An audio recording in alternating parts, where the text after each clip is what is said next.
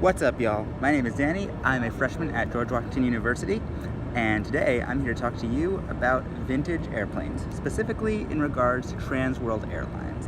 Now, for those of you who don't know, Transworld Airlines was a majorly iconic airline for decades. It operated from 1925 to 2001, 76 years. It was the height of luxurious air travel. Take a comfortable wide-body plane, spread out in a spacious business class, or stretch out in a first-class sleeper seat. Across the country, across the world, nobody is working harder to make flying easier than everybody at TWA. We're proud to put your cares on and easy smile. You're gonna like us, TWA. On January 10th, 2001, TWA sold all of its assets to American, and on December 1st, 2001, it officially merged with American, and TWA was no more. To promote the merger, TWA decided to repaint some of its airplanes to resemble a hybrid of American Airlines and Transworld Airlines. The result was the tricolor scheme that American had, but instead of saying American on the planes, it would say in capital, bold red letters, TWA. After combing through the internet for hours, I was able to find 18 aircraft that were repainted into this hybrid livery. Of those 18 aircraft, I was able to find 8 that were still in service at the time of this video, which is September 2nd, 2018. These 8 are as follows. 2417 Falcon. Since the merger, 2417 Falcon has changed its livery and its tail number. Its current tail number is 919 Alpha Tango, and it is owned by Delta Airlines. It is a Boeing 717-231. Next, we have 2427 Alpha, which has also changed airlines and tail numbers. Its current tail number is Victor Hotel November X-Ray Mike. It's actually owned right now by an Australian airline called Cobham. It is a 717-200. Next up, we have 426 Tango Whiskey. As you can tell by Tango Whiskey, it's TW. That was because it was originally owned by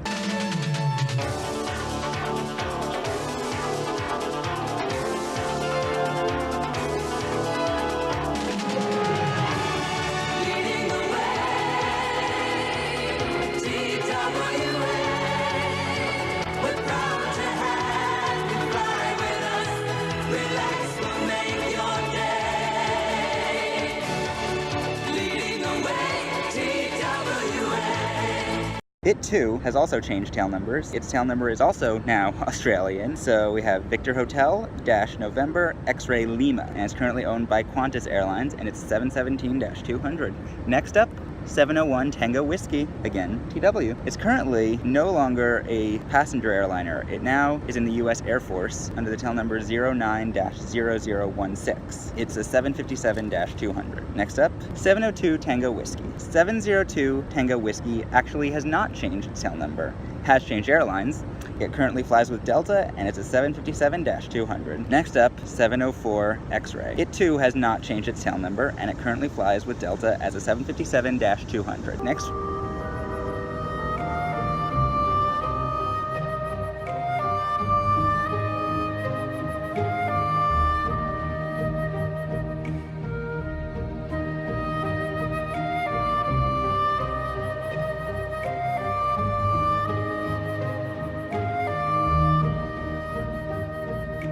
Next up, we have 708 Tango Whiskey. This one has changed tail numbers. It's now 989 Falcon Delta. Wouldn't it be cool if it flew with Delta?